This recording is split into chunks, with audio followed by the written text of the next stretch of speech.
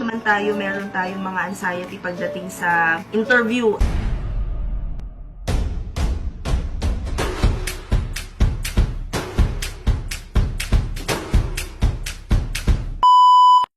Hindi talaga ako comfortable na yung sa interview ay yung may video pa. Actually, kahit in meetings namin, hindi ako comfortable magpakita ng best luck just because hindi naman tayo always fresh kahit nasa bahay lang tayo. But, I hear you when you say, yung natitense ka, natatakot ka baka mag-stutter. Isa pa sa mga number one issue ko is grammar. Baka mahuli ng client, may mali sa grammar. Kasi hindi yung problema kapag nag-film ng vlog.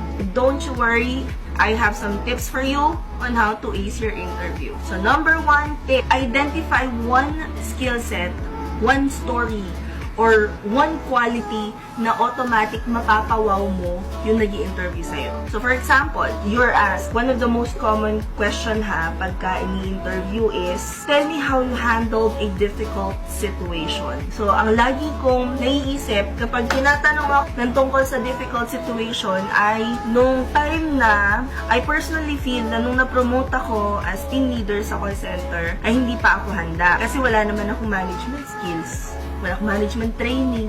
As in, zero experience talaga ako sa pag-handle ng mga tao. I used my weakness as my strength. So, ang sagot ko lagi dun is, even if I do not have managerial skills, I have people skills. And by learning through experience, was able to handle hundreds of agents. So, basically, ang nangyayari sa interview is, ang nakikita nila, one, that I am able to handle a difficult situation. And then two, they would also learn something about me na hindi nakikita sa resume ko, which is I have people skills. You just have to have this one impacting story na tatanim sa utak nung nag-interview sa'yo. Next is, know the job. Hindi yung basta-basta ka lang mag-a-apply, makikita mo nakapost siya sa Upwork, na ay, may nag-hire sila ng data entry specialist. Pag-aralan mo, ano ba yung data na ipapasok mo sa saang website? Ilalilipat mo ba siya sa document? Is it a picture? Ita-transfer mo ngayon? Ita-transcribe mo into a digital material? Anong klaseng data entry? And then two, pag-aralan mo rin yung company.